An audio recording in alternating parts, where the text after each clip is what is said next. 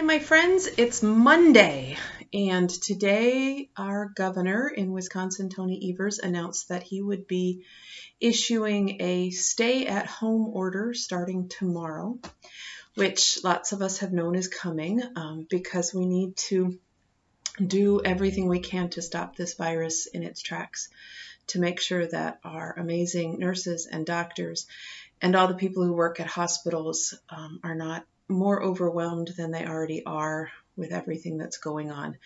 So that's going to happen tomorrow, and we don't know how long it will last, but we will meet the days as they come. We're going to try to only take 1 or 2 days at a time and not panic too much.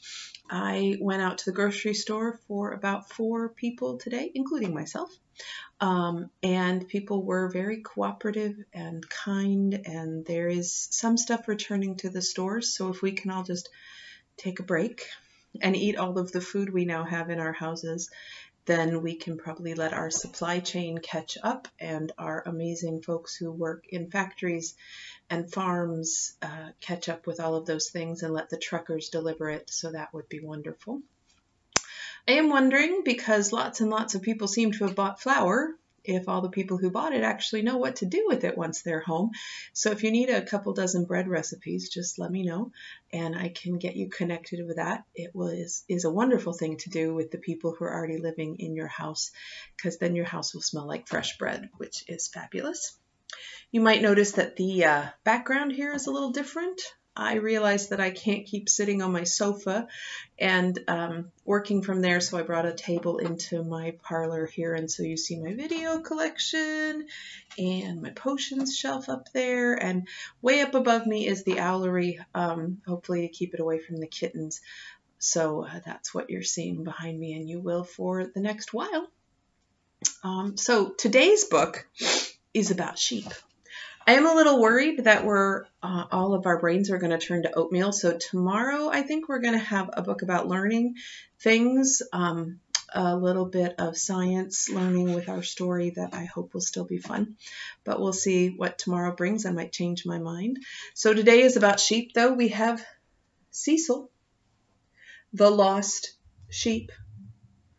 And I can't decide if he's Cecil or Cecil, but because one of our churches is in Cecil, I think we'll just call it Cecil, the Lost Sheep. Created by Andrew McDonough. There's no dedication. Huh. Andrew McDonough didn't give us a dedication. What sort of animals does this man have?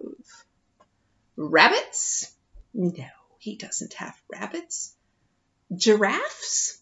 Well, he might have giraffes, but they don't get mentioned in this story. Sheep. Yes, he has sheep. 100 sheep. There they are. Including Cecil. There he is. Little sheep. Cecil. He's got red feet.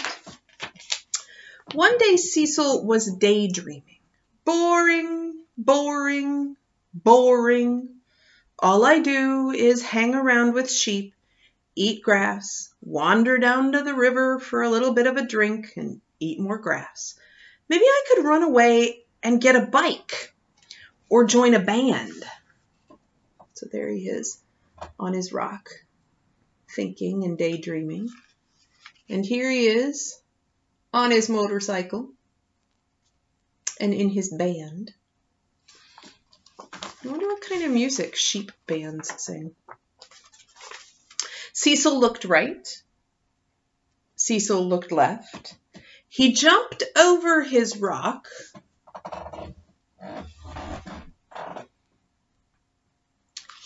and hid.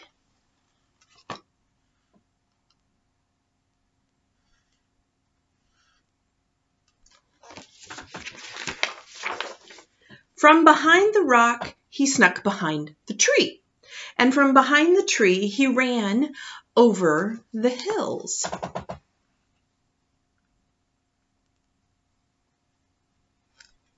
To the mountains. Yes, the mountains.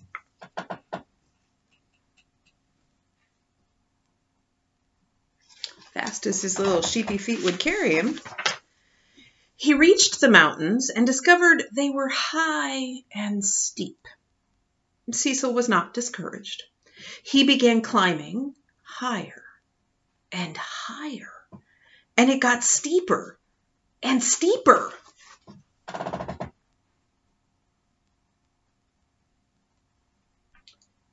And steeper. He climbed and climbed until he couldn't climb up and he couldn't climb down.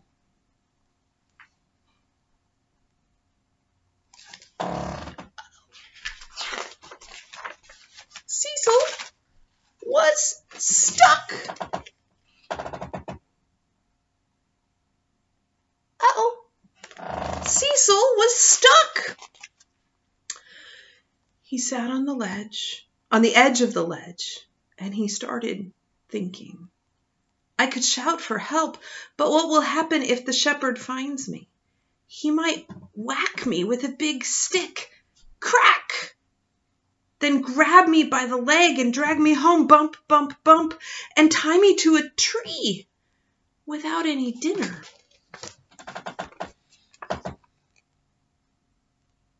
There he is. Without any dinner, tied to a tree. Back home, the shepherd was counting his sheep. 1, Michael. 2, Kevin. 3, Annette. 4, Lucy. 96, Meredith. 97, the other Meredith. 98, Abdul. 99, Emily. There he is. Got to 99. Cecil is missing.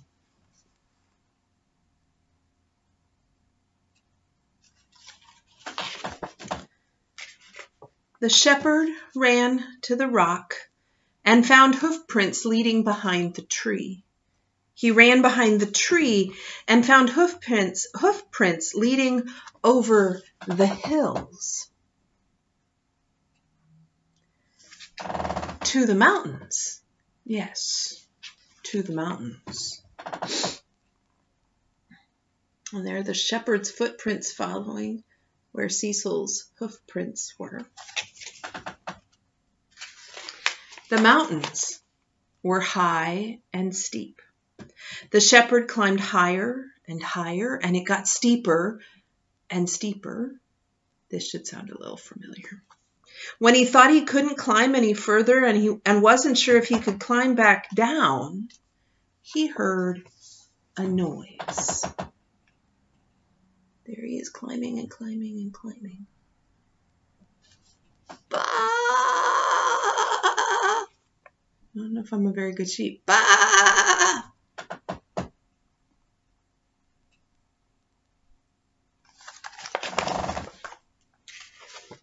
Cecil was saved. Ta-da! What did the shepherd do? Did he whack Cecil with his stick? Crack? No. Did he grab Cecil by the leg and drag him down the mountain? Bump, bump, bump? No.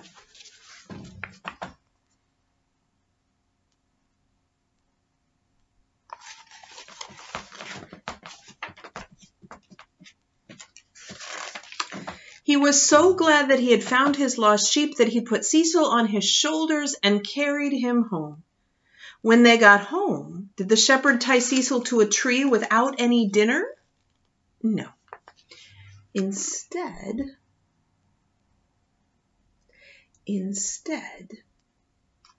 the shepherd threw a huge party, and everyone stayed up way past their bedtime, because Cecil the lost sheep had been found. Sheep party. The end. So, my friends, if you are one of my younger viewers, I want you to remember that God has you just the same way the shepherd had the sheep, Cecil. Even if we're scared and we're afraid, God is going to be right there with us. And if you're one of my not so young viewers, I want you to remember that God has you in care just the same way that the shepherd has Cecil the sheep, counting each one of us and caring for us. And the most important thing we can do right now is care for each other. So we can reach out on the phone and the internet and the email and the text messaging, and by waving to our neighbors who are walking and calling to see if people need groceries and all those very important things right now.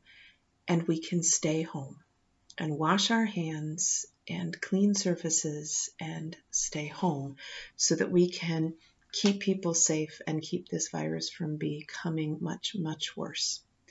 So I want you to think about getting some nice hot tea or cocoa or something to help you go to sleep tonight, and to rest and trust that God loves you, and so do I, so much more than you can possibly imagine. Have a good night, my friends. Bye-bye.